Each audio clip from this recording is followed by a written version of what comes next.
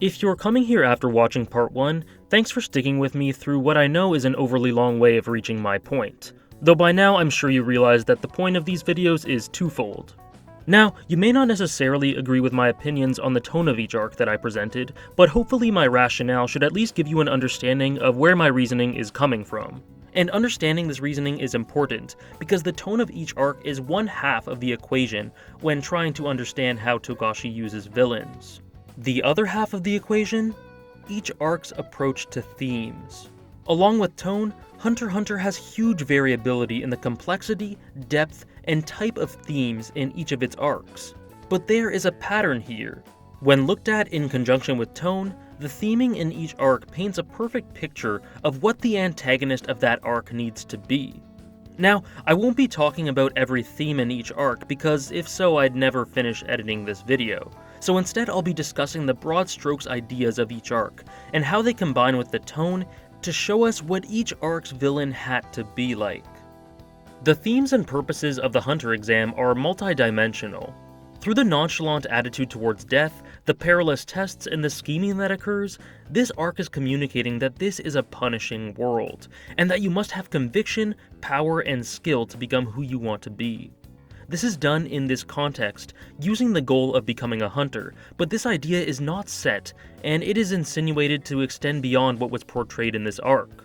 In other words, no matter what your goal is, to get what you want in this setting, you most likely have to work tooth and nail for it if you are not born into influential power. People like Tonpa are outliers, but through Kurapika and especially Leorio, we see this. Such different goals that can only be achieved through the same means, fighting desperately for what you want. This idea doesn't apply much to Killua in this arc, but it extends across the entire series to form a substantial part of his journey by the end. There are other primary themes such as the importance of friends, cliché as it sounds, and the duality of discovery, but primarily the purpose of the Hunter exam is to awaken the characters and the audience to the sheer scale of power in this world, and how arduous the journey to the top is. Yet significantly, it frames this not as a struggle, but as an awesome challenge. Now, this idea also strongly applies to Gon. He wants to become a hunter to find his father, but he also needs to get stronger to do so. Yet, the amount of power he needs is unknown and arbitrary, so to conceptualize a true sub-goal that will help him reach his goal, a person like Gon needs a concrete benchmark to strive towards. Togashi needed an antagonist in this arc that could display how punishing the world is and show enough power to mark how far Gon was and where he had to reach.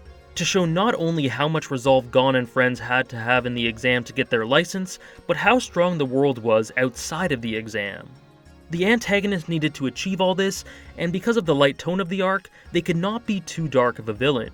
They needed to be whimsical, even funny at times, yet because they also needed to portray and foreshadow how dark this world would get, they could not be a friendly rival antagonist. They needed to possess a mean streak, they needed to be a killer. He also needed to have an awesome character design. And well, I think Togashi found what he was looking for. The Zoldyck family arc was all about painting a sympathetic picture of Killua by using his family as an antagonistic figure, a boundary blocking Killua's freedom and potential for personal growth. The primary theme of this arc is the idea of doing what is best for you in life, regardless of obligations that are forced upon you, filial or otherwise.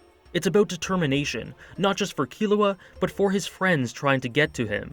It's also about development and purpose, realizing that you want to learn about yourself and the world, and making strides to overcome anything that blocks the path to that. This block was personified mainly through Kikyo, who is the most antagonistic character here, and dark and unhinged enough to be consistent with the tone of the arc. Heaven's Arena's themes are essentially a more serious take on what was communicated during the Hunter exam.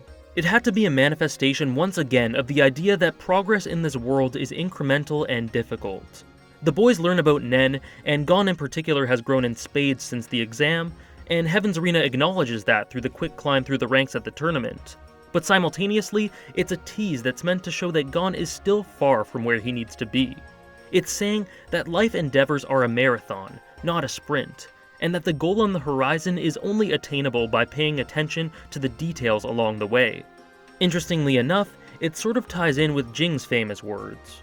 However, looking at this arc alone, it needed to be reinforced that Gon still had a long way to go through an antagonist that was once again not too dark. And this antagonist needed to be able to contribute to the shifting tone, maybe through, I don't know, having some sort of connection with the Phantom Troop.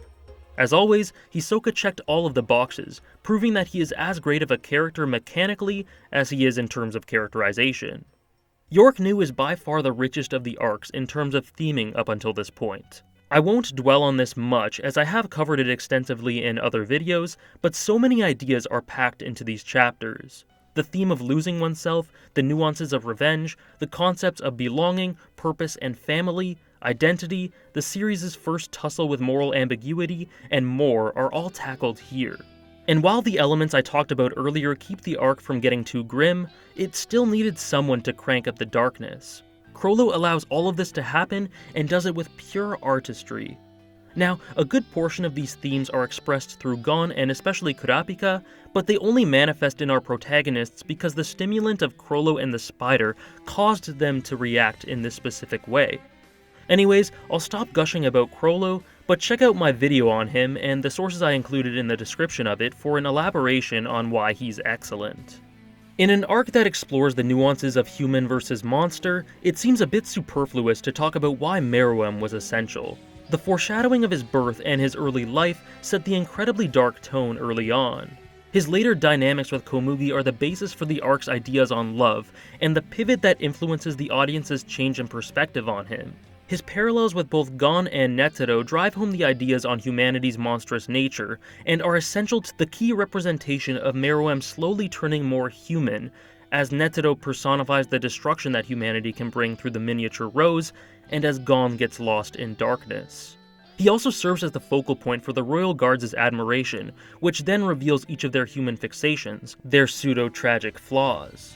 While the character arc's conclusion served as arguably the most emotional story beat in the entire series. Simply put, Meruem was the most important character in the Chimera Ant arc, and it is because of his design that it is as rich and dense as it is, without feeling like a mishmash of ideas. Everything flows through his narrative. Even the big moments in the arc that feel distinctly separate from Meruem are indirectly affected by him. And it is because his journey is so well executed that every major thematic point is given significance. As said before, the election arc is particularly quirky with its design. Because it has two parallel, segregated plot threads going simultaneously, its use of antagonists and themes is unlike anything else prior. The first plot thread has Killua as the protagonist, and it consists of everything to do with his quest to save Gon and free Aluka. Themes of dismissing baggage and duty for what you believe is right are rife here, and Illumi's insertion as the pseudo-villain is logical. It provides a natural boundary for both of Killua's goals through his desire to keep Aluka imprisoned. It demonstrates and personifies the Zoldyck's cruel treatment of Aluka, and subsequently builds up an emotional attachment and sympathy for her due to this, which is very important for the emotional climax. And of course, it provides us with someone who is twisted and cruel, yet not stoic, ideal for the tone of the arc. But Illumi is only one half of the equation. We are also first introduced to Jing here, and after such a long wait to see him, Togashi understandably wanted to make sure that he was fleshed out quickly and efficiently for a decent payoff. However, there is a problem here. Jing was established even prior to the election arc as a strange, guarded, unshakable man who did things without reason and who was a bit of a mystery to most who encountered him. In most situations, Jing sleepwalks his way through life without much emoted internalization because things come so easy to him most of the time. However, because of this, for this type of character, it's not easy to adhere an audience to him or show them what he's all about without compromising the characterization that had been established previously. So in order to make Jing interesting, this arc needed an adversary to push him and make him come out of his shell, just a little bit, before Gon's revival continued that even further. A rival that was dark and deliciously unlikable enough to firmly make the audience root for Jing in the situation, yet one that was not so dark that it interrupted the tone. And because Jing was part of the election plotline, this adversary also had to be one that helped to communicate Togashi's messages about politics.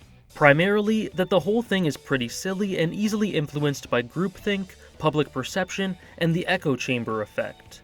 Pariston ticks all of these boxes, and does it with a flourish and incredibly interesting characterization to boot, and him and Illumi form the ideal antagonistic duo for the short little story that the election arc wanted to be. So after that extremely long diversion, let's head back to Greed Island. Once again, Togashi used this arc in a lighter manner to diverge and change things up from York New, and he also let it function as a conduit to communicate his nerdy fascination with card games and MMORPGs.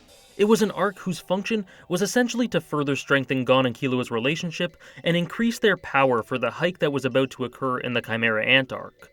It was also used as a way to further build and flesh out the setting, carry on Chrolo's plot thread just a little bit, and give us a bit of insight towards Jing and what he's like.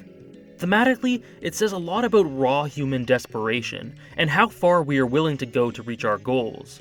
Look at the depths that some went to try and get more cards, how far Gon and Killua went to win the dodgeball game, how Gon literally sacrificed a limb to give himself a better chance at winning. There's also the sheer amount of money that Batera spent to try and find someone who could beat the game to save his love. Greed Island is also about personal growth and betterment, choosing the path that might not be easy, but that will be more beneficial in the long run. This is shown through a subtle wink at video game speedrunning when Gon decides not to join Genthru's group, who were essentially offering a way to reach the game's end faster than ever using methods that were morally questionable by Gon's standards. Gon rejected them in order to play the game the right way, the way he thought his father meant for it to be played. With integrity, to challenge the players to level up the right way for the maximum benefits. Greed Island is full of these thematic overtones. It's just that they're simple and nowhere near the depth and moral ambiguity of the other arcs. This is because, just as with the tone, Togashi varies the complexity of theming between arcs as well. It's clear that in Hunter x Hunter, he does not ever want to have two incredibly thought-provoking, thematically dense arcs, one after another. Yet again, he craves variability, because part of this story's identity is in its dynamism and refusal to maintain the status quo. Yet you might notice that despite me repeatedly saying that Greed Island is among the most lighthearted arcs in the series, these themes are kind of morbid.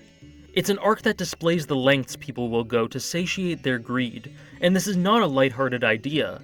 Players are sadistically killed at the drop of a hat, people's livelihoods are wasted by the stealing and underhanded tactics of others, Gon and Killua spend 2 weeks with a cannibalistic mass murderer, and the game itself has essentially become a survival of the fittest hellscape, where only the strong, pragmatic, and cruel succeed.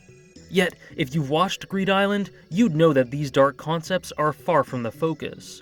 Again, I will stress that subject matter does not necessarily dictate tone. The story dwells on the death and violence just enough to make their presence felt and make Gon and Killua's conviction feel appropriate, before cutting to the boys digging tunnels or something. It focuses just enough on the darkness to make the lighter moments feel overpowering and substantial, but it doesn't make that darkness a primary element. The color palette is exceptionally bright, it's almost always daytime, and the music has shifted back to a more upbeat, adventurous score as opposed to the operatic and ominous sounds of York New.